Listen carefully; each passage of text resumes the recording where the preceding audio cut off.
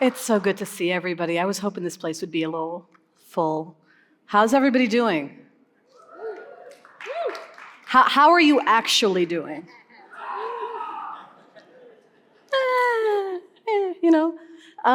When I was asked to do this evening, normally what I do is I come in and I do a panel with artists for various events at museums. I cover issues of race and identity, but tonight I was also asked to be a storyteller and to sort of model what it is that these incredible people in the front are going to be doing for you. They're going to be talking to you about fan fiction. They're going to be reading you poetry. They might do a little comedy. They're going to tell you about their friends. And I think they're going to tell you about love, lore, myth. I haven't fully asked what they're reading because I wanted to really build it up, like that guy who comes out before the night, you know, like the one that's out there before the joust telling you how incredible they are. And I am here to read something about being human. And my partner was like, so are you winging it? And I'm like, I often wing it. But I also have always wondered what our Civil War letters will look like. Like, at some point they said it would be tweets. They're not going to be tweets. At some point they said, well, we're going to be writing emails. It's snail mail. Maybe they're texts. So I thought I would read you some of my texts.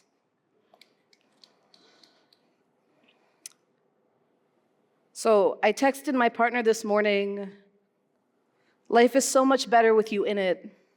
Also, I had this strange dream that featured giant dogs and cruise ships, and then you and me driving through the forest and stumbling upon a park ranger teaching about a figure I've only heard about in passing. This non-binary preacher who was a Quaker named the Public Universal Friend. If you don't know about them, they're fascinating. And I don't know why they were in my dream. It's like one of those things I read once in my entire life. Let's see. I had a dream recently about a piece of journalism I published being protested by members of Patriot Front. I recently called my mother and I asked her if she thought it was time for us to leave the United States. I recently thought we could get married in Texas, but maybe we should get married in Boston, because maybe if we get married in Boston, we can save it in Boston. So if they try to take it away, it'll be harder in Massachusetts than in Texas. But maybe we should move to Texas because she lives in El Paso and it's like half an hour from the border. Either way, we can get out.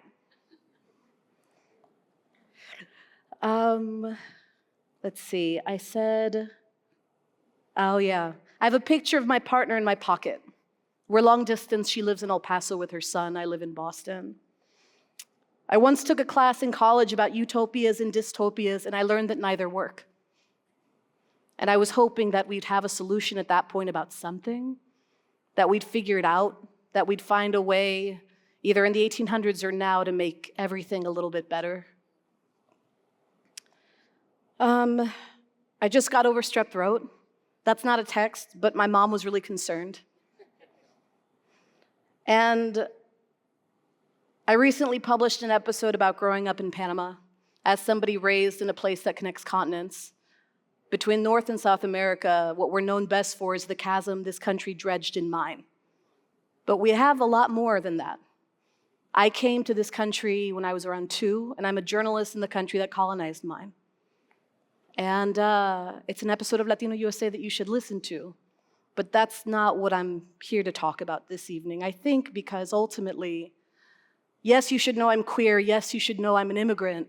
Yes, you should probably know that I'm afraid and that a lot of my texts have to do with ways of escaping current circumstances that we could discuss as a group if you wanted to after the fact. But I think ultimately the thing I've been most obsessed with in the news, like the headline that's just been at the forefront of my mind, is that little deep sea humpback anglerfish. Do you know what I'm talking about? That fish that looks like it's just a head, and it has big, big teeth, and it spends the majority of its entire existence lit up by its own bioluminescence in an area of the ocean called the Midnight Zone, where it hunts, and apparently it's the biggest predator in that part of the ocean. But at some point, it decided it needed more than the darkness in the seabed. And people kept saying, of course it wants sunlight. We all want sunlight. But then I think we look up at the darkness and decide to go into it. So maybe it's just seeking to see its opposition. Maybe it's seeking a different kind of beauty from what it had. Maybe the cosmos are also beneath us and above us. Maybe that wonder that we're looking for is just above our heads. My girlfriend and I are obsessed with aliens.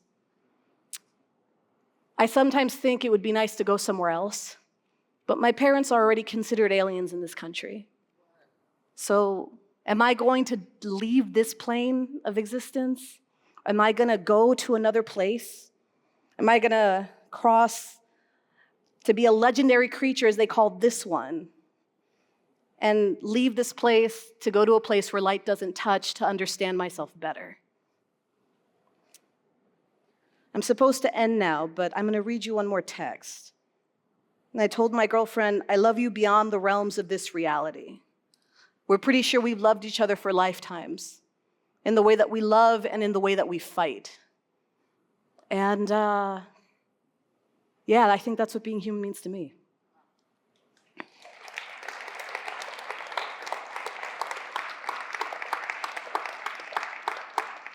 And now I have the pleasure of introducing someone incredible for our first read. P. Carl is a senior distinguished artist in residence at the Department of Performing Arts at Emerson College. Please welcome them to the stage. Thank you so much. Thank you. Good evening. Thank you for the Museum of Science. I want to call it the Science Museum, but then I looked. Museum of Science for this event. Emerson College, Sharon, James, people that make cool things happen.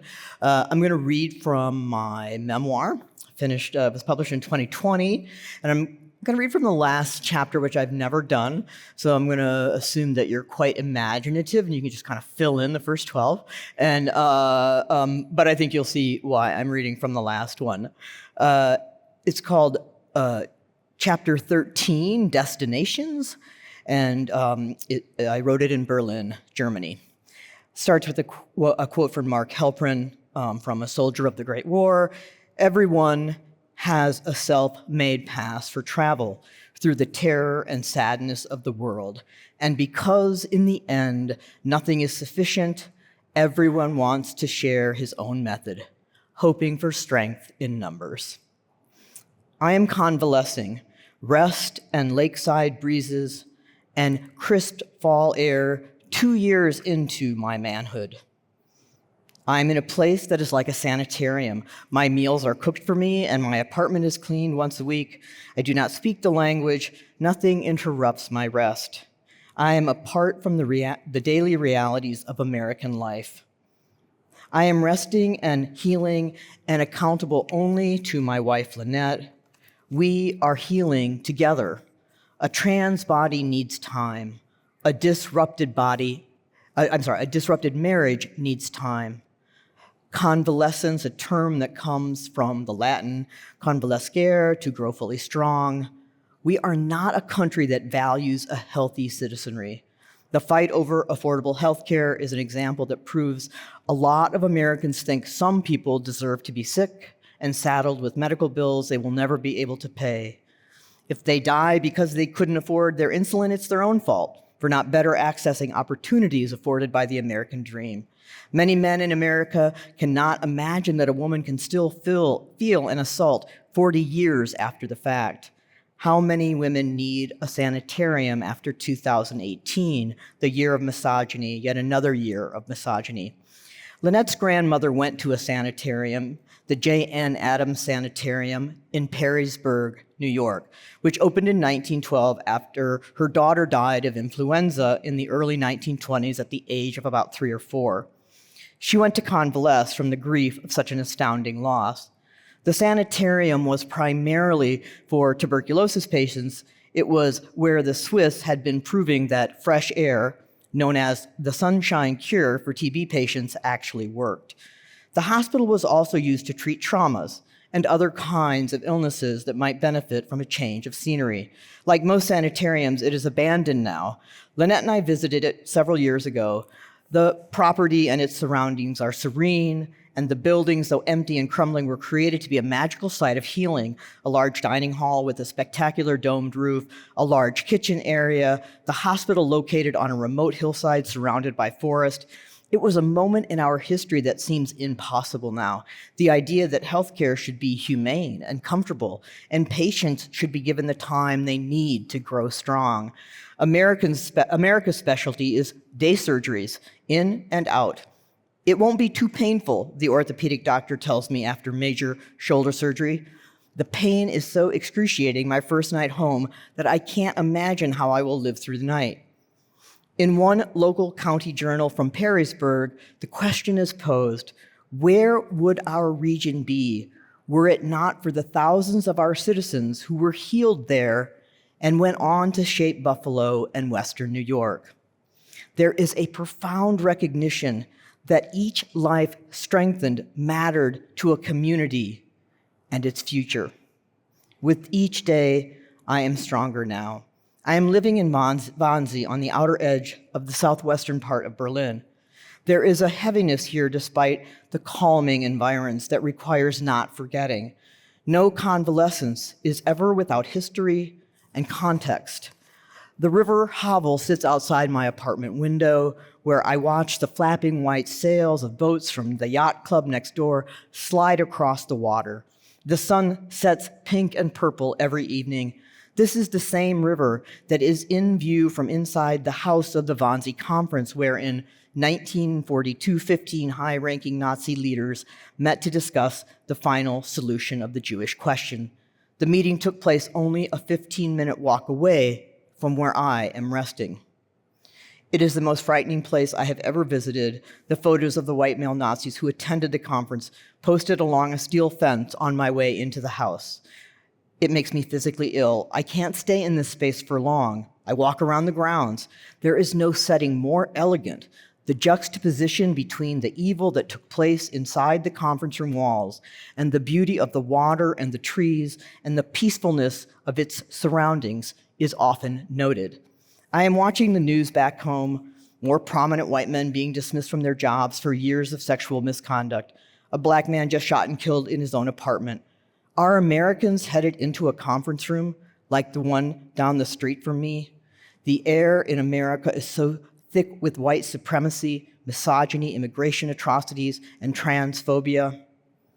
The time it takes to transition a life, just a single life, we know there is never enough time to transition a country to become its best self.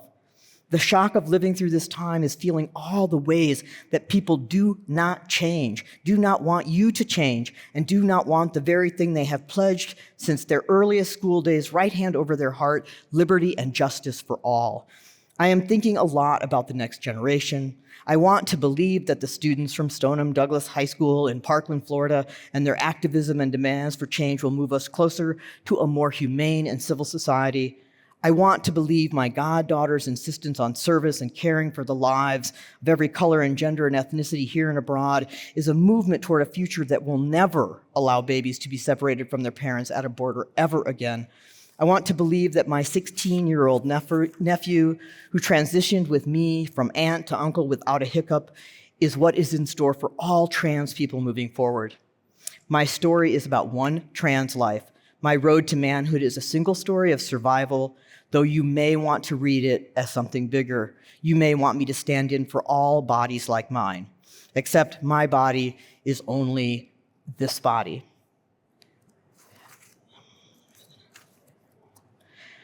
I cannot enter the feeling of a body that isn't mine. I can only open myself to learning that I don't feel and believing that if I don't feel it, it can still be very real. This seems simple, but the people who have come along in my transition are critical and cruel of what my body feels. That I could dare to feel like a man, or maintaining that anatomy is a predetermined binary expressed in body parts that I shouldn't be allowed to alter. This is a kind of gender hubris, a righteousness that taken to its extreme leads to academic conferences, ballot measures, and political votes that will determine which bodies get to live in peace. The house of the Wannsee Conference looms in my background, the worst of humanity expressed in obsessions about bodies, bloodlines, and race, and sex, and sexualities, those determined worthy enough to get to live and thrive, and those who think they get to decide. As the very worst of white masculinity in America is hopefully at the beginning stages of gasping its last breath, as a record number of women of every sexuality and color are about to enter Congress, and as my convalescence winds down inside a country that knows white male supremacy in its bones, I realize my time in Berlin has been a roundup of all the good men in my life. My buddy Corey came and we got matching haircuts, drank craft beer, and jumped from mini trampoline to mini trampoline, scattered in a small Berlin park. We were boys together, and we screamed and laughed and videoed ourselves. I met Gila here, a Hungarian filmmaker, his films banned in Hungary, a gentle, humble man who became a world-class director within the constraints of communism. There is a tenderness and generosity toward his subjects in his films, even if the subjects are in the ludicrous position of making art by committee, or about a work camp for boys in a high school where there is no work. My friend Jeff came to begin the translations of his grandmother's letters from before their Jewish family was forced out of Berlin, their relatives killed in the camps. We visited a Jewish cemetery together where his great uncle is buried. And then there were the children of Lynette's cousin, whom we had met only through social media. The entire family visited us, mom, dad, the little boy in princess costumes, who is 7 now, and his 5-year-old brother. The princess wore sparkles, and we bought him a stuffed pony and a unicorn, and he pirouetted through our apartment. The 5-year-old and I played with superheroes, donned in axes and shields, breathing fire and flames. I love being a man. I love learning from good men. I have enormous hope for boys who want sparkles and may decide they are not boys, and boys who jump on trampolines, and boys in high school with no work, and men researching their past, and trans men who want to climb mountains. All of us connect in Berlin, all of us in various states of becoming, all of us with the right to become our best selves. I am them and they are me, and we are all in this together.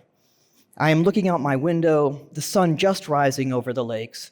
No sailboats yet. After the hottest summer on record in Boston and now Berlin, there is a bit of fall in the air, that soothing coolness that makes the body feel like there is one perfect temperature. 58 degrees, I would argue. For this body, I can wear jeans and sneakers and a t-shirt with a long sleeve shirt on top, unbuttoned and flung open, chest wide. And I can walk out into the city, feel my feet land solidly on the cobblestone sidewalks, rub my hand over my almost full beard, and know that I am here.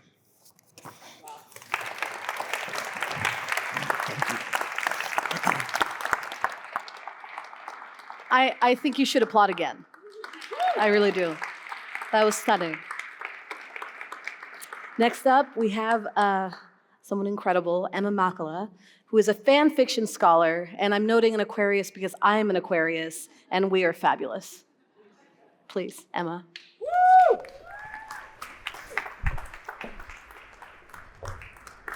Okay, I am going to be asking y'all a question. If you don't want to answer it, I'll cry later. How many of you guys know what fan fiction is? How many of you guys know what those words are separately?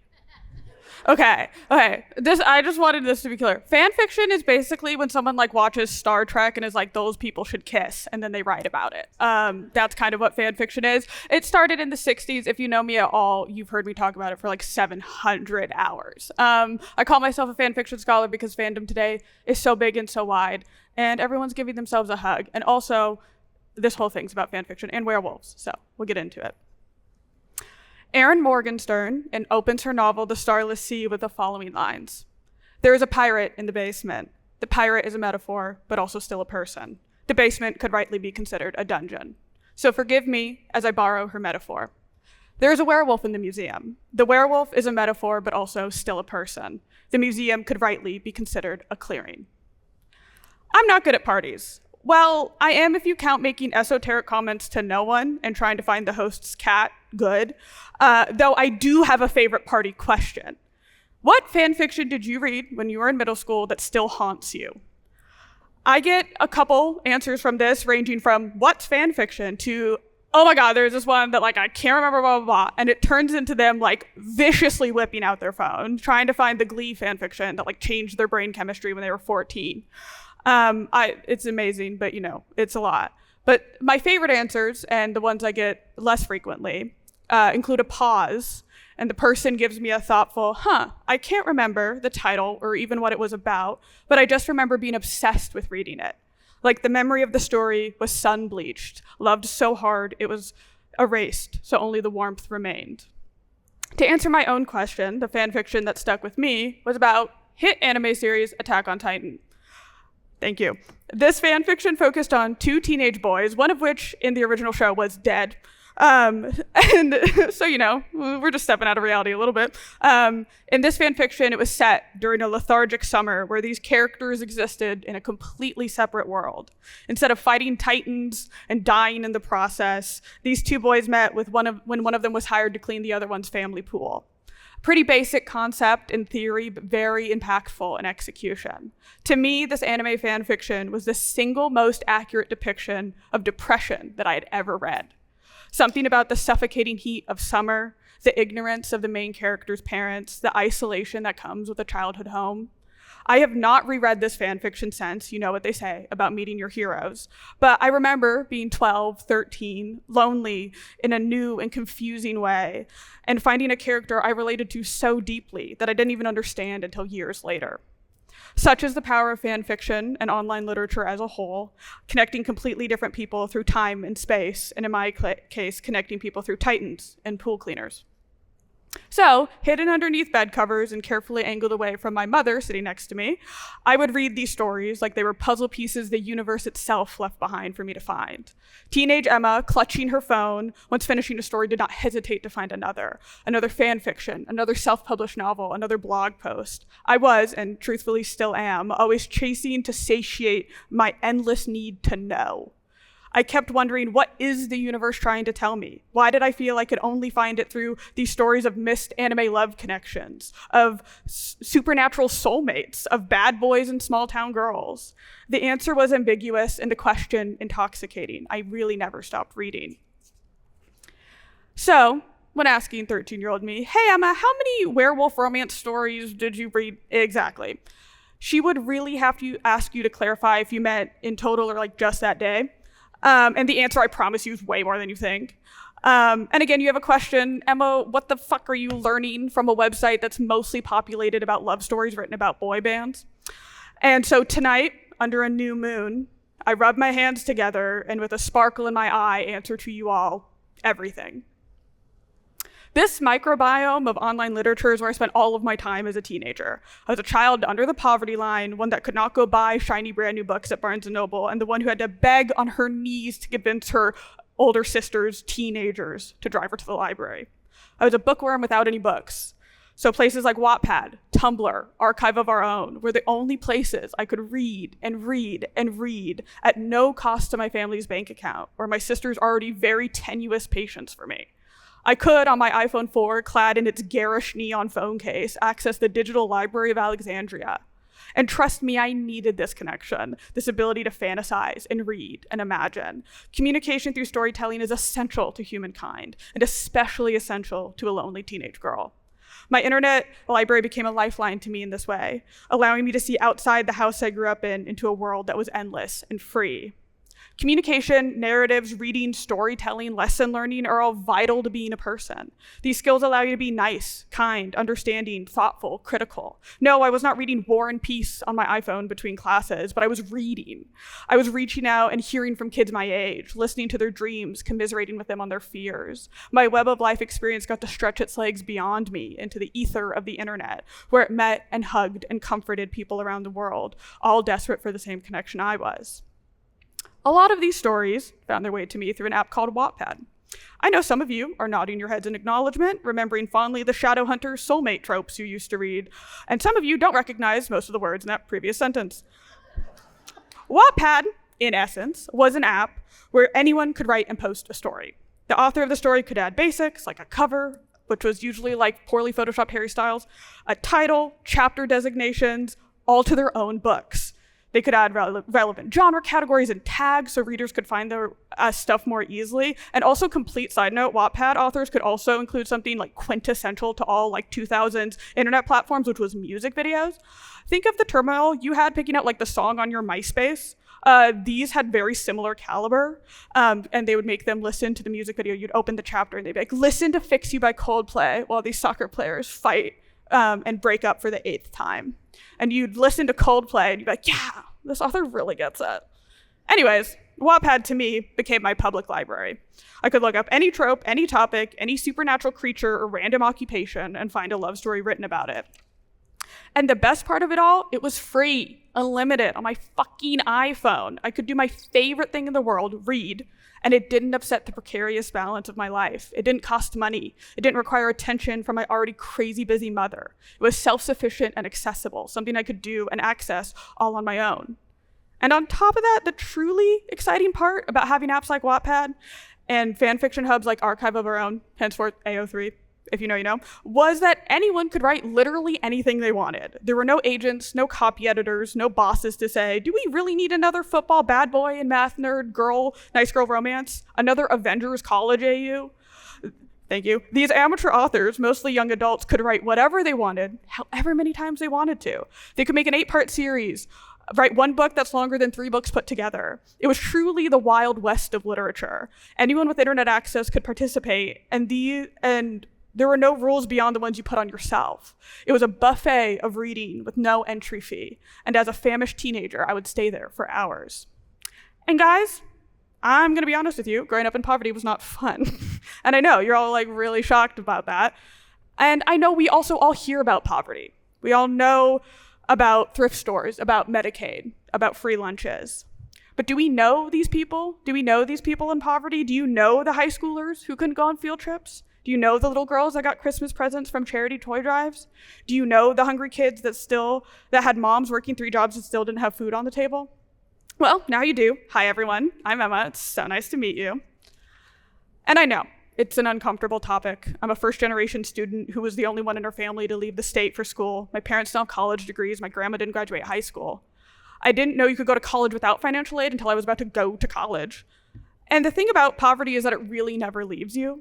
You just hope to grow around it and pray like a thief in the night it doesn't visit you again after your next paycheck.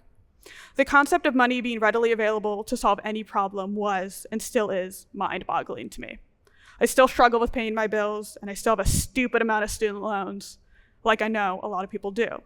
And okay, Emma, Jesus, way to unload, I know, but if I can, just for a second, I want to talk to any people in the room that might come from a similar background as me. I want to speak to the people who have spent their whole life trying to survive, trying to make it to tomorrow, to the ones so focused on keeping their heads above water that now that they're swimming fine, they suddenly don't know what to do with themselves. I want to speak to my first-generation students, my free and reduced lunch kids, to anyone surprised they suddenly have a nice seat at a very fancy table. Listen to me when I say this to you. Keep going. I know. We need you, and I know it's exhausting to break generational curses. I know it feels like everyone around you had a head start, and I know you're tired of fighting uphill. But I'm telling you right now, you deserve to exist. You are allowed in these spaces. Your background is not a curse, it's just where you come from. Find your people, find your friends, find your music, your art, your favorite TV shows. The world welcomes you, little poor kid. Do not let the system get you down. Live in spite of it. Be happy in the face of everything. I am rooting for you always. I'm rooting for us always, always. You can do this. And if there are times where you think you can't, know that there is community out there for you. Please reach out and join one. Personally, without my fellow Tumblr mutual weird kids community, I don't know if I would have made it to 25. And that's not a joke. Without the community I had when I was a teenager, without the music I listened to, the blog posts I filled up, the chances I gave myself, I would not be standing here in front of you.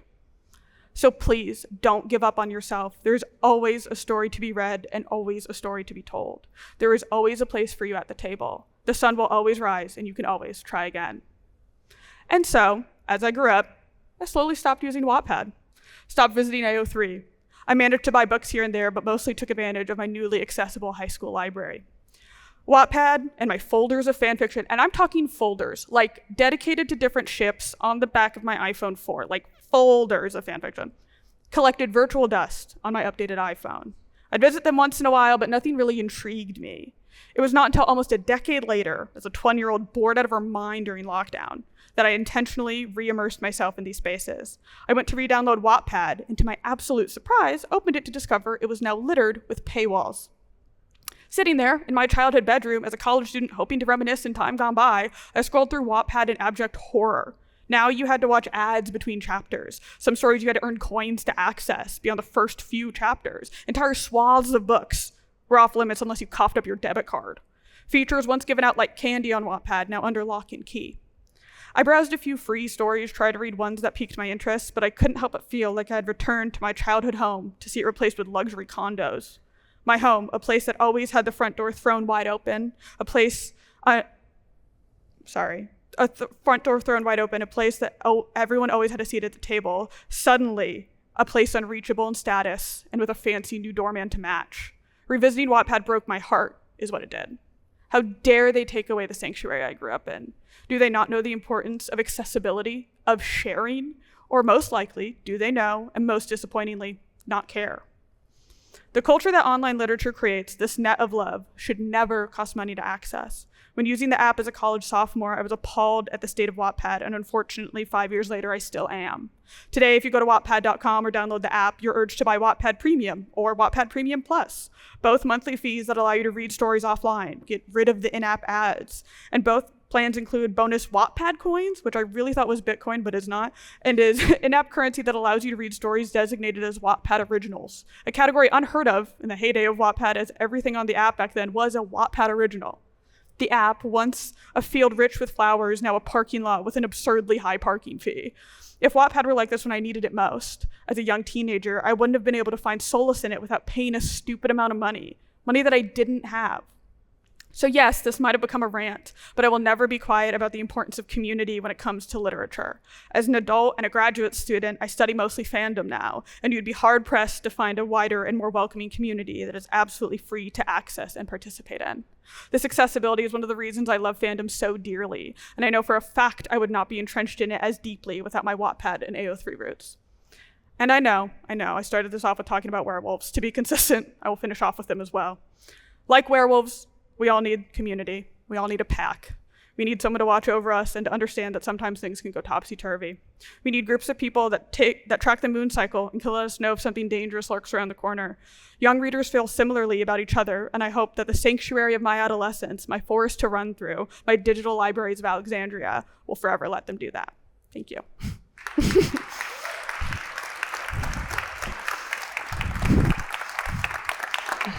Please give another round of applause for Emma. And I saved this for right now. It was a Xena Warrior Princess fanfiction, specifically, between like 13 and 15. Solid. I read a ton of it. So I want you to please, if you'd mind, applauding as people come on stage, because this is not easy to do. And it is my pleasure to introduce Charlie Rosario, Program Coordinator for the Emerson Prison Initiative.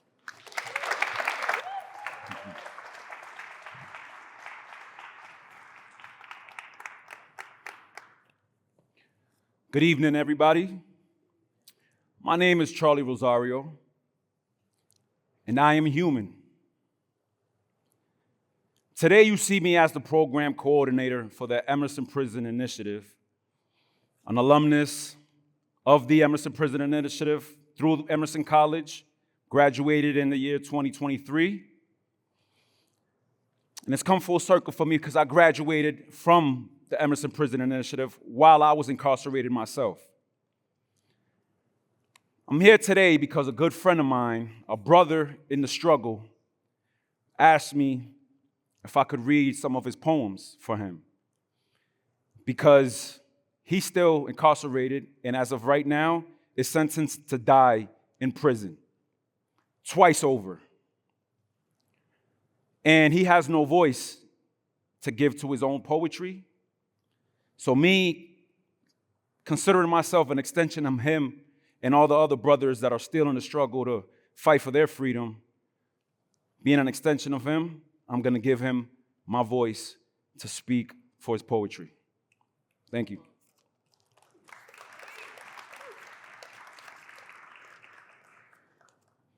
This poem is titled Logos. Watch these words come alive. Watch, watch, watch. Watch them animate, jump off the page. Turn your mind to a stage. Then set your thoughts ablaze. Words the same color as blood when it boils. Seeps into the soil, dripping from above. When it saturates the earth, do we still call it mud? When the flesh falls off in clumps, landing with a thud, can you see the desperate eyes looking around for love?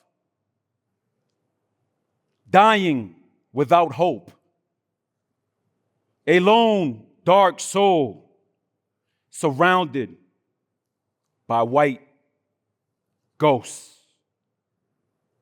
Tortured by a body that burns faster than rope, knowing it's her skin that blackens the smoke. What a way to die. Watch these words come alive. Watch these words come alive. Watch, watch, watch. Watch them animate the ink as a life snatched away faster than you can blink. Heavy hand hugging the trigger out of instinct, deciding to deal death faster than he can think. See the body twirl, twist like a ballet, then collapse flat on his back as his arms splay. See these words play, rehearse the end of days. Can you see the desperation gleaming in those eyes? Hoping there's a heaven as they look up to the sky, till a blue pig stands over him, surprised, screams into his radio with fantastic lies, slowly fade away as his prayers are denied. What a way to die. Watch these words come alive. Thank you. Thank you. This poem is titled Seance.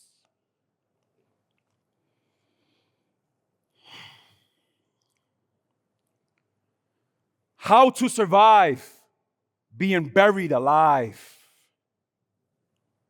Remind myself, I ain't dead. Close my eyes, see a cemetery inside my head. Headstones for all my hopes, plans, dreams, and visions. But my heart still beating, and my soul, it ain't drifting. Do I stalk this graveyard? Or seek out something different?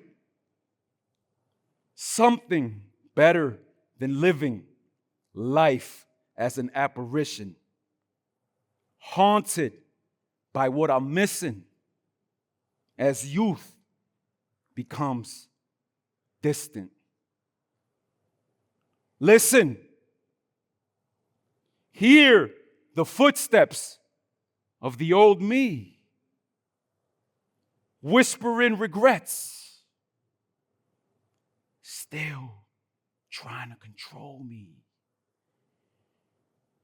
The company of phantoms is better than being lonely.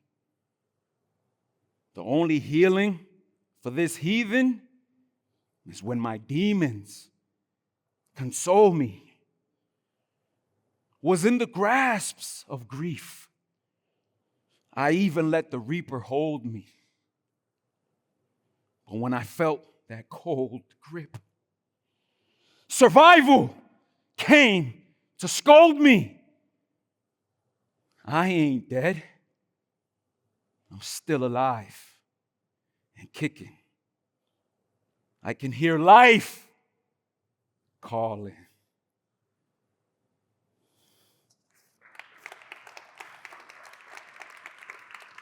Thank you. This poem right here, he wrote, he dedicated a series of poems to his mother who had passed away in 2023. And this poem's dedicated to his mother in honor of her. Ms. Boland. It's titled Resilient.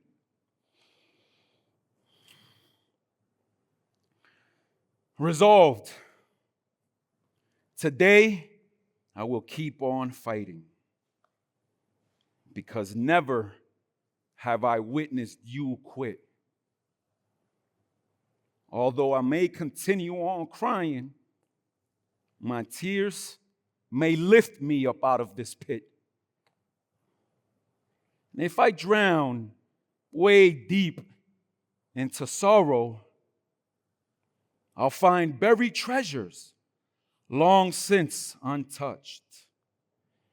Yesterday's gems brightening tomorrow, washed back ashore, held tightly in my clutch. The waves of eternity ebb and flow, here, gone, distance, closeness, absence, presence. Inhale, exhale. I feel you come and go, carrying messages from the essence. A guiding light, luminescent brilliance, whose shine commands us.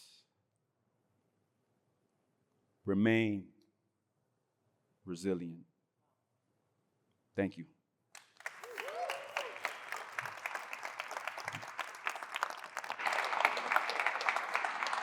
I'm going to make you keep clapping. Just keep going, please.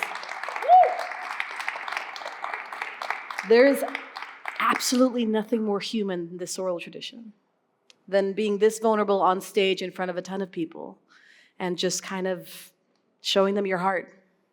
So thank you. Thank you for everything.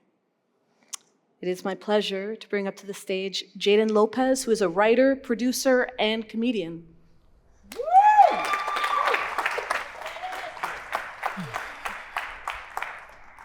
Good evening, everybody. Allow me a moment to be an iPad kid and log into my iPad mini. That's right, save the trees. Alrighty.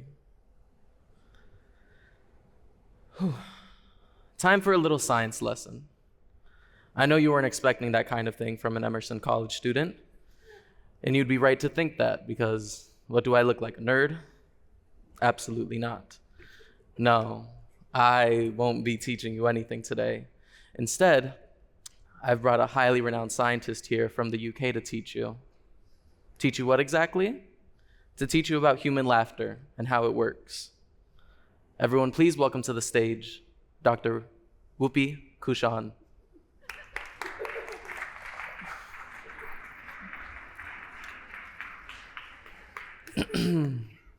Thank you, young man. And thank all of you for joining us here tonight. Ladies and gentlefolk, do you know what part of the brain handles emotional reactions? Yes, why of course. It's the frontal lobe, obviously. Now, this is not the only part of the brain that's responsible for making us chuckle, though. Or is it? No, of course not, Elise, it's not.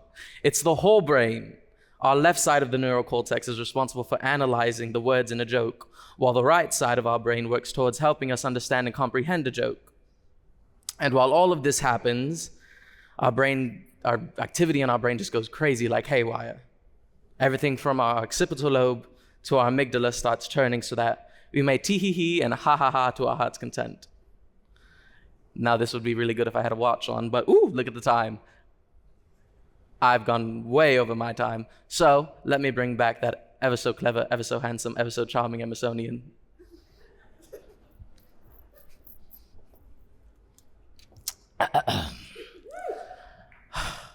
Thank you, doctor. And I agree. I think something very special happens when we laugh. Other than our synapses firing left and right, there's another thing that's so special about laughter. Thankfully, we don't just laugh internally inside of our heads, because that would be insane. When we laugh with our whole bodies. Everything from our head down to our toes jolt alive. The key word there being alive, because laughter is a reaction reserved for the living. The dead can do almost everything we can. They can sleep, they can give the silent treatment, and they can even fart. But what they can't do is laugh. Laughter is consistent throughout our lives. Joy, sadness, love, fear, throughout it all, we can laugh. And that's special. That's why I always say, live, laugh, love. Yes, like the signs in Hobby Lobby and TJ Maxx and Michael's and all of the above, just whenever somebody asks me how I'm doing, most of the time I'll respond with, oh, I'm just living, laughing, and loving. Which, yes, is super cheesy and super corny. But if you really think about it, those little signs are so true, because we're constantly living, laughing, and loving. We laugh with those we love. We laugh with those we've just met, and even when we're alone. And every time it happens, it's special, because when we laugh, we take in a moment, we acknowledge it, and we create a memory, giving our body the perfect moment to work in unison. Laughter connects the mind, the body, and our spirits to the world. It's a bridge that allows reality to touch us. Or in layman's terms, it's just a way to say it with me now. Live, laugh. I'll let you do the last one. 1, 2. That was a little weak. Let's do it one more time. Live, laugh, and? Excellent. Thank you so much.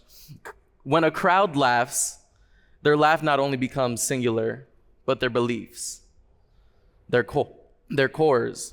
Even if just for a split second, agreement does take place. It doesn't matter what we believe and what our differences are, because if a joke makes you laugh, then you and the person sitting beside you instantly find commonality in that. That would never have been discovered if that joke hadn't been told. Aside from comedy and entertainment, humor in a conversation can lead to so many outcomes. For example, two strangers at a bar, through the use of humor, whether it be planned or not, can connect instantly through laughter, leading to a new link in one's network, a new friend, or even love.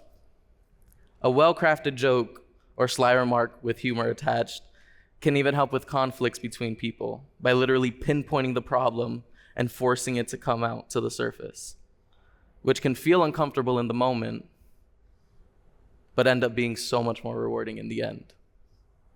Comedy is so much more than knock-knock jokes and people slipping on banana peels. It's a tool we use to connect. Like a gripping drama, comedy is nuanced, believe it or not. It allows us to communicate our uncomfortable, nasty, emotional feelings and serve them straight up, not just to an audience, but to a loved one and even just yourself. Comedy allows us to see a barrier, challenge it, and break it down. My roommate and I have a word that we use to just snap into things. And while it's not necessarily a joke or a phrase, it's just a word. And it's so jarring whenever we throw it out at each other. It would be like the room could be completely silent and we'll just say it. You're probably wondering what that word is. It's bisexual. Why? We have no idea. It's just something we came up with because we're like, well, when are we ever gonna say that just randomly? And so that's our, I don't wanna say safe word because that implies things, but it's the word we use to initiate serious convos. And it just allows us to, whenever there's a problem, whenever there's a barrier, whenever there's just something that needs to be talked about that we might not bring up normally in our conversations, we just say it and it happens. And it's always crazy because whenever it happens, like I used it on him the other day and he's like, wait, what? Who? What? And I'm like, yeah, you. Actually, not you, but the word, directed towards you. So, all this to say, next time you hear a joke, ask yourself, why is that funny? Why did I laugh? And once you figure out the answer, you'll be able to simply live, laugh, and love through whatever life throws your way. Thank you.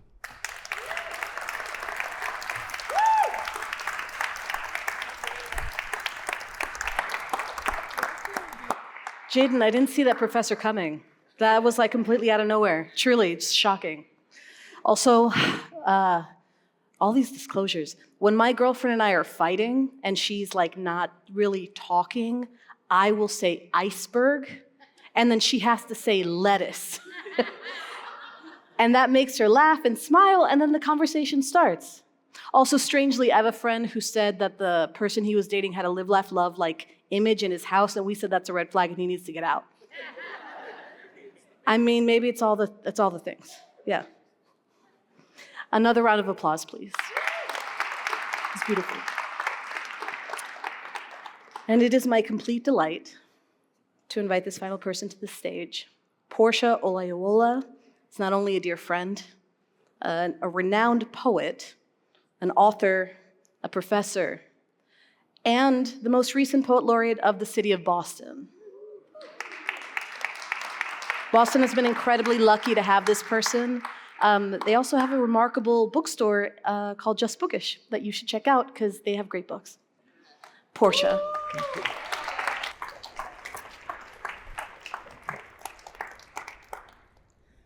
Hi, everybody. How's it going? I'm setting my timer so I can be a respectful human. I'm reading a few poems, all of which I think in some shape, form, or fashion speak to what it means to be human, and maybe in some world connect to just emotion. This first one is a love poem. It's called Parable. Some mornings I wake and I am most like my mother, a wide mouth daring light to flicker before she shines. Other mornings I am like my father, a shadow cast black as American soil and as frequently uprooted. I don't often tell this story of the white mahogany tree who fell madly in love with the sun. The day they met in a closed field and couldn't stop giving to one another. The tree carved the sun a home, and the sun fetched light and warmth. I do not tell this story often of the offspring they fashion from love, the boy child waving branch and wild breeze, the girl child both splendor and flame of the feverish narrator who weaves this fable now. No, it is not often that I tell this story of the traffic stop and arrest, of the pat down and immigration lawyer, of the vows and home splintered.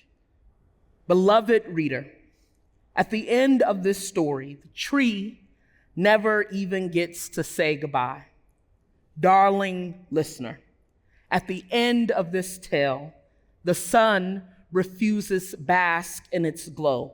Once upon a time, there was earth and sky and white men declared them as countries. And white men said some trees should not receive shine from some suns, and so my father was deported. I do not tell this story often of the place leaves voyage to when God plans their fall, while the stars set themselves on fire just so we may follow, of where the river is running to, nor of why the willows weep. I do not recount this memory, O wretched witness, of the laws that rule this land with a steel hold, of the land that unearthed my family, of the home palpable in memory alone. Some mornings I wake and I am a burning mahogany. And what I mean is there are days I am engulfed. Other mornings I wake and I am most like the horizon, a meeting of cosmos and clay, a stretching across of bodies, beholder of this tale. Do you see now how anguish keeps me from speaking this story? Do you understand now where the sun whisks to at night? Why she whispers a song only the green know? Why the orchids all grow limbs reaching toward the sky?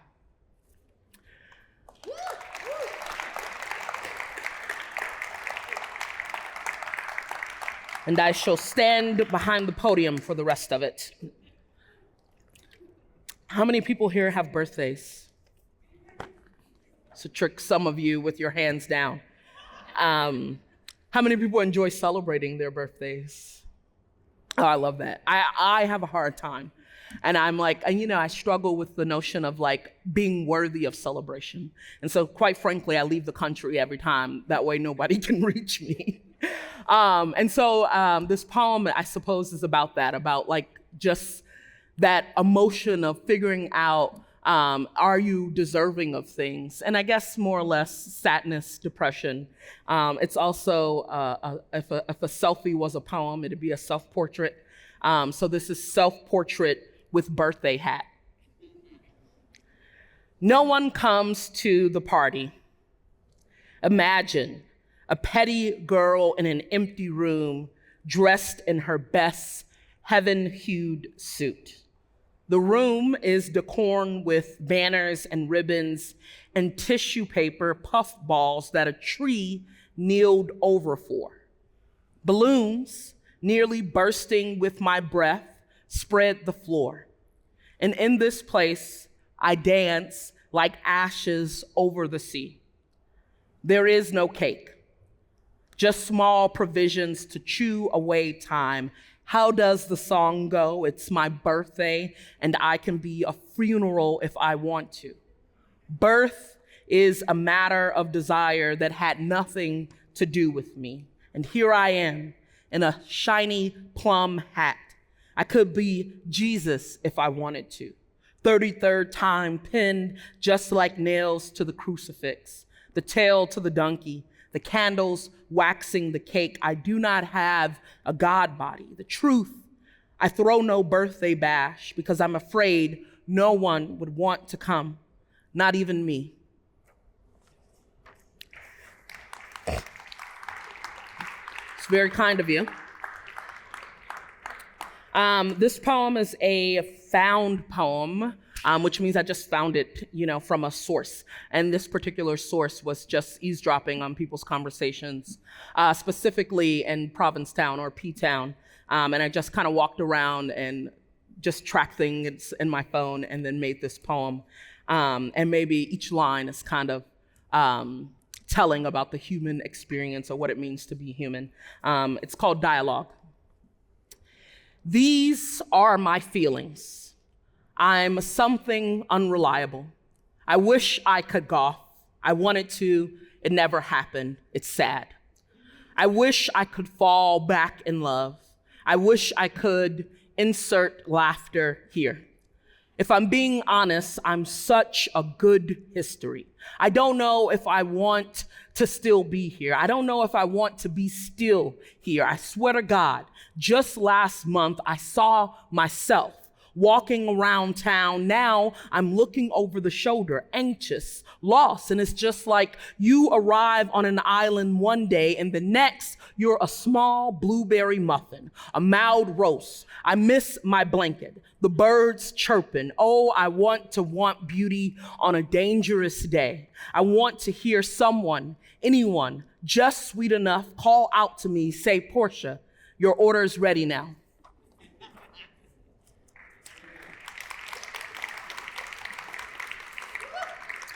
So I'll do two more, and then I think we're jumping into a Q&A. My partner told me to do this poem because you guys are from Emerson, or we're Emersonians. And so this, I guess if I had to connect this to a human emotion, it is wonder and curiosity. And, you know, I have the pleasure and privilege of teaching poetry at Emerson. And some of my students, they were doing final presentations. And then one student whose poems I just kind of adored was doing her presentation, and then it just made me want to write a poem. So I wrote a poem during the presentation. And this is the poem. It's a sonnet, which is to say it's a love poem. It's called I Assign My Students Final Presentations. The student says, skinny black trees, and all I think is black. Skinny black kids, skinny black legs dangling off the side of lips like lollipops, skinny black limbs, skinned knees, black with hope, skinned black hope so thin it vanishes like a line lynched on the horizon. What's right with me? Am I wired to think lack a gravekeeper, pallbearer? Whose child? Rancid with morbidity am I? Do I belong to God? Is God bound back to black like this, all rope and loose neck, all cross and clean hands, no skinny blood spilled, and still grief coffles my mouth like a chain gang? The student finishes. A plus.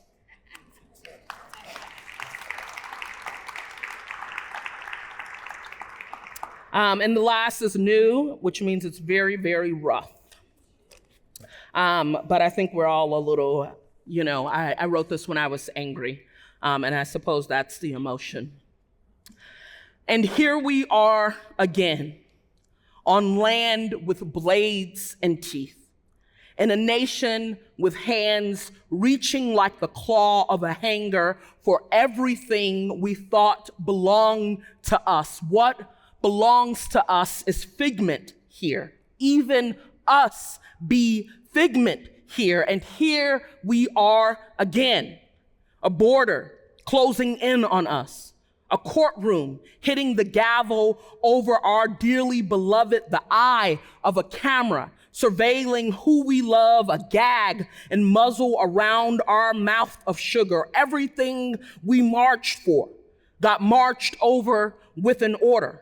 This dark comedy of a country, this shaky, sinister laugh pledging to carry us to the casket if we let it. And here we are again with no choice but to color our palms red. And what I mean is bring back the machete. Its slice is rich enough for billionaires. Bring back the killer cooks. Make them tape off the kitchen crime scene. Cyanide, arsenic, manchineel root, white toad. Bring back the slow worker, the slow walker, the gazy, the lazy strategy radical. Capitalism will not make an American dream out of me. Figment of a fascist imagination. Bring back fighting fire with flames. Set the bedside of racist grannies ablaze. Bring back the uprising. Picture me toting a shotgun in one hand and the other peeling back the curtain. Taser tased us for the last time. Cop ran me down with his motorcycle in the street. Cop choked the man out in the street. So I'm robbing the station. I'm taking the flagpole as bayonet, bringing back the machete. Politicians have made this a lawless land, so I want the law of Sarah Sally Bassett, Margaret Garner, and Nat Turner. I want the writing of Audrey, June, Tony, and Claude amended as Constitution. Let me be clear. I am calling for violence. I am invocating the drums. I am inciting my ancestors. Let me be clear. I am planning to go out swinging a dagger. I am planning to go out in a fight to the death. I'm going out screaming, this art be a dangerous thing. I want my nails and knuckles clogged with the flesh of someone else. I am going out, biting the neck of some supremacist, gouging out his eyes with my teeth, mouth full of bloody skin and cartilage, ravishing, triumphant, oh Lord, the beast I've had to become. Thank you.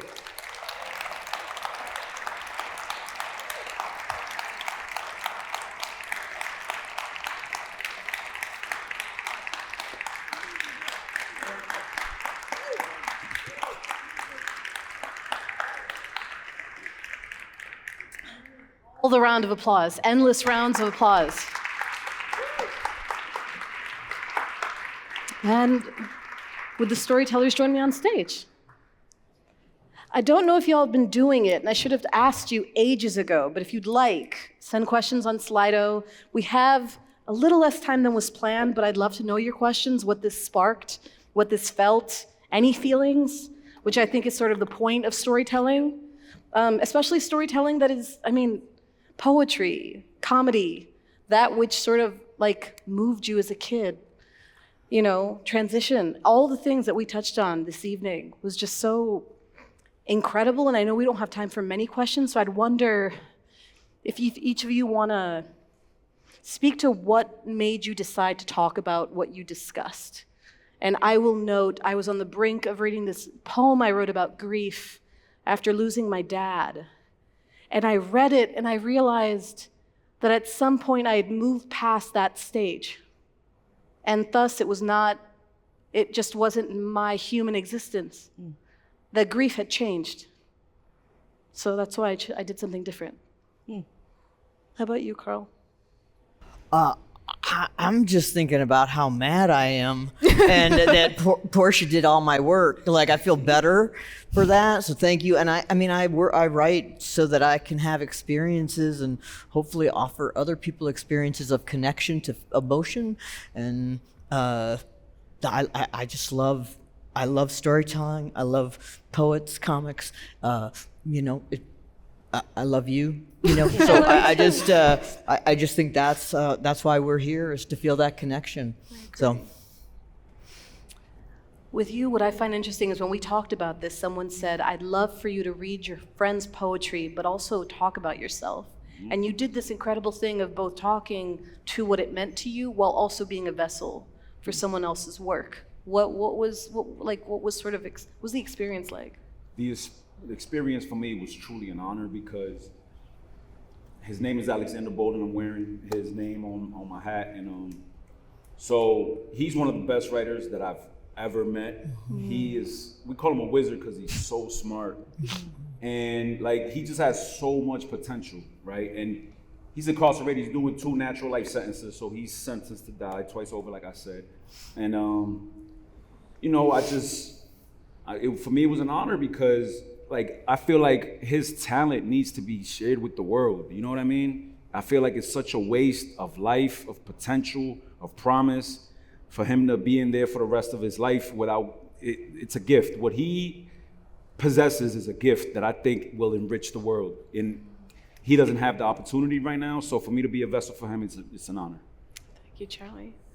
Emma, there's a question here for you, actually. So we'll ask it. Okay, feeling famous. I'll be As signing you should. pictures afterwards, guys.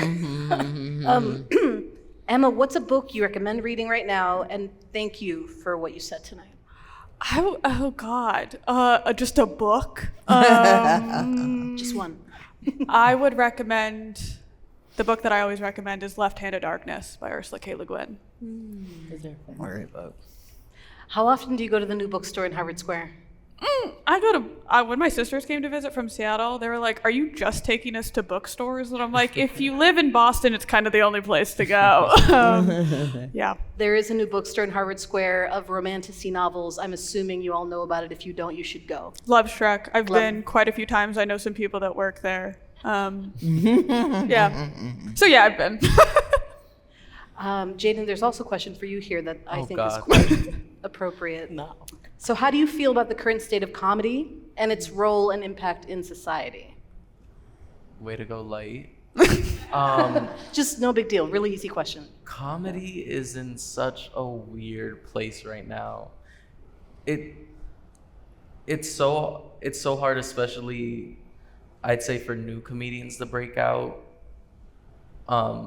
in the way that previous comedians have. Totally. Especially because our generation has such tiny attention spans. I've watched stand-up specials with cousins and stuff back home, and halfway through the room will go silent and it'll just be me laughing, and I'll look to them and they'll be on their phone, and I'm like, oh, so you don't like it? They're like, no, they're funny. They're like, there's better things I could be watching. And I'm like, oh, okay, thank you. And so most comedians are porting their stuff over to TikTok. You get 30-second clips of their best work. And I feel like we're kind of losing the space to speak. Totally. Everything is being reduced down to 30 seconds or less. And even when you do get comedians who have whole hour sets on HBO or Netflix or something, most of them are either ported from TikTok and they're not experienced, like Matt Rife, or you get other things that are they're not relevant. It's hard to break out and say what you want to say and have that voice, but it's also without being without finding that place, because it's hard to break out on social media. Yeah. And yeah, aside from just breaking out and finding new voices and stuff, it's also just a lot of it's bad. A lot of it is bad, and I'll say that a lot of it is bad. There's not a lot of new topics that we're talking about. The things that are happening in the news are so hard to talk about, or people just have such ignorant opinions on them that when they go up there and they say something on stage, it's just dumb. I agree. just naturally. Portia, there is several questions for you. Where can we read more of your poetry? And what do you do when you have writer's block? I'm not sure if that's what it actually is, but when you can't write a poem you're happy with, what do you do? You can find me Google? No. I think anywhere, but my website or my IG. And then what do I do if I have writer's block in the way in which I'm not satisfied with a particular poem? I probably read it to a friend or somebody I trust, a writer friend, and typically that's my partner, my wife. We were editing poems before we got here. But yeah, I like to share it with another human and see if they can advise, right? That's what the workshop is. Or I just put it away until I'm called to it. In fact, the poem that I've been editing is the self-portrait with the birthday hat, which it seems like I found it just in my Google Docs from 3 years ago. And I guess maybe I couldn't finish it then, but came back to it. And then the other thing I do is just read. I just read as much as I can, and then return to the poem. So there's another question for you here, but I'm going to note that experiencing your poetry at the Haley House was one of my first experiences of belonging in Boston. Just was. Yeah. I mean, poetry is meant to connect humans or to share the human experience. Well, and so then I'd ask sort of a universal question for all of you. What do you feel like you were trying to channel tonight? In the theme of being human.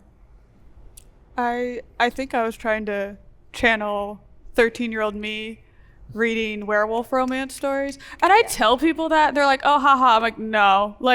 It was werewolf romance novels. And I think I was trying to channel the energy and the eagerness that I had of reading as a preteen that I feel like we all have, and then we all read Gatsby in high school and lose it. And that I really wanted to talk to younger me, and like channel the eagerness that I feel like a lot of us grow out of.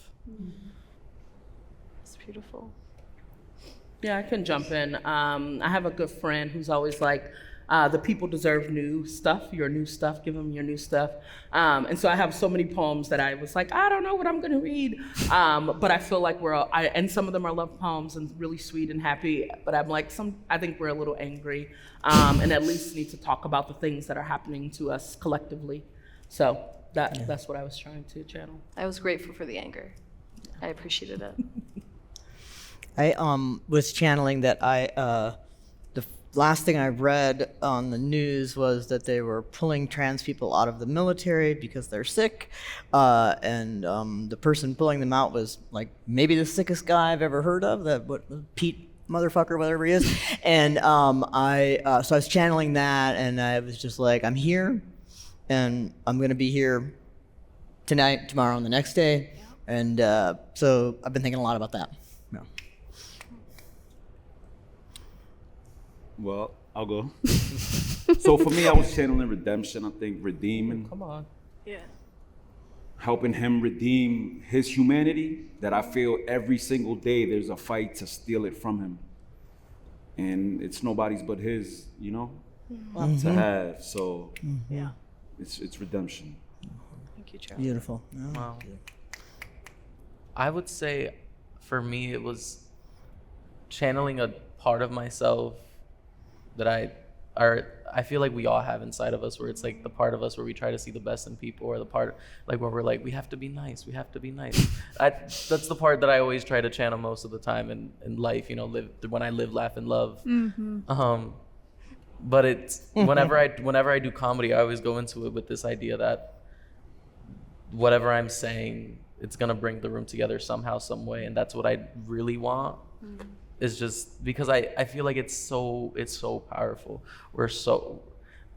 I just wrote an essay about this in one of my classes. It was about like comedy at the Oscars and how we're constantly snubbed.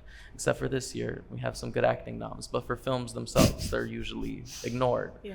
And we always talk about all these traumatic films that are so heavy, and while yes, they're so important and they bring up all these beautiful ideas, it's comedy that I feel like is the best at really just making people rally, and it's such a perfect Trojan horse, and I just love it because we can, like I said, break down those barriers always. It helps us lower our guards. Trojan horse is such an interesting word. It's art. Art as weapon. Art as a way to sort of force beauty. When interesting that it's a good final question, thank you. How do you find peace in the current state of the world? And I would answer it, when I was channeling what I was trying to do, I do weddings. I officiate weddings. I've done about 6. And I have this thing where I write the whole program of the wedding, I do the day of the wedding. It's a weird superstitious thing where I will write the ritual, I will buy the item, I will do it all on the day, and I will try and be a vessel for whatever it is I'm trying to bring into that person's life. And when my dad was alive, he'd be like, what do you mean you're doing weddings? Like, why are you being asked to do weddings? I'm like, because I'm a sacred being, like, first of all. And then I thought about today, and I was like, so much of my self has been occupied in this episode I did about my family story and the memoir of my family coming from Panama and the Canal. And I was like, I'm so tired of writing about my own trauma. So I was looking for headlines that brought me joy and that wouldn't be doom scrolling. And so I looked at my text, and it's the silliest shit, but it made me so happy. And then all I kept thinking about was that fish that was trying to transition out of the midnight zone into some light for a brief moment before dying. Yeah, I don't know if that worked, but regardless, I feel like there is something about art and beauty that can tear you away from the endless doom scrolling. So I would end this with, how do you find peace in the current state of the world? I bird. I go out birding every morning. I photograph birds. I print birds. I give bird photos away. I have bird photos in my bag if you feel you need one tonight. And I I carry them everywhere, and I know that the world is bigger and more interesting than what is happening in certain places in the world. So It's gorgeous. Charlie? Well, for me, I think that waking up every single day and making the conscious decision that I will no longer contribute to a lifestyle that I used to contribute to, that I used to live by, that I used to,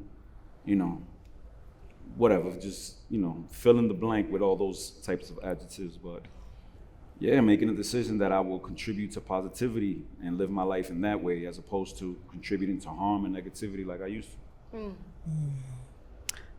I would say, this is gonna get emo. Just FYI.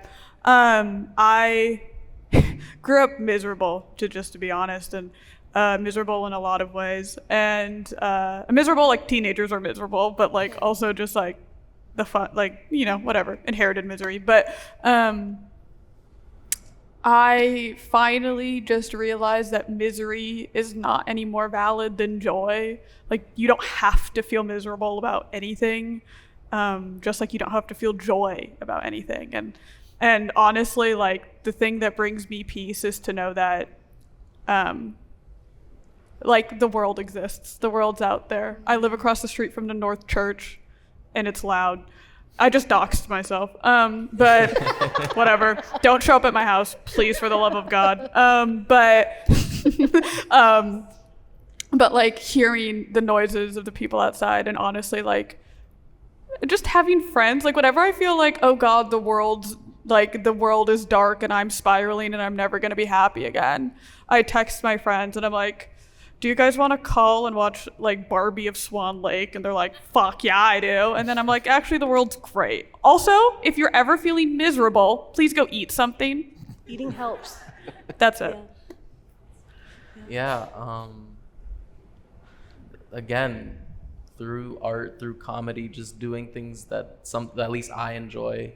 I love just talking to people and laughing in conversations with people, because laughter truly does take away pain. Truly does.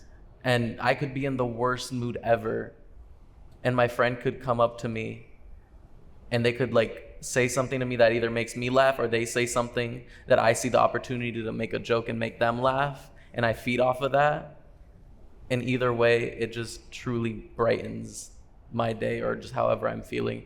And I think the world is in such a dark place, and we need just more, yes, it's gonna sound so cheesy, we need positivity, we need people to just be like, just happy. Like, just spewing things constantly that's negative or that we hate isn't gonna change anything. I feel like we do our best work when we feel good, because when we don't, we're usually bed rotting or paralyzed by our fear of what might happen, that we don't think about how we can prevent those things from happening. Yeah, I think similarly. I've been thinking, in one of my classes, we watched and talked about Everything Everywhere All at Once. Oh, I love that film. And they've got the googly eyes as a kind of symbol. And so that for the last 24 hours, I've just been imagining googly eyes on everything. Like, even right now, I'm like, googly eyes on Donald Trump, And it's been rough. I'm not going to hold you. It's been overwork, overtired. The world is in shambles. My family's going through it. And then I just say, let me put some googly eyes on it, So I've been trying that, and it actually does work a little bit, and it is to say that even in all the pain or the misery or et cetera, I am still alive, I am still a living thing. And so, I've just been trying to do that. I turned 40 in January, and I brought googly eyes with me to put all over where I was. And that Airbnb is full of googly eyes. It helps. Great. It does. Great. I think you should cry. That you should also helps. let yourself cry. Just eat something, drink water, and have a really good cry. And meet us in the back for reception, have some drinks. Thank you. Thank you.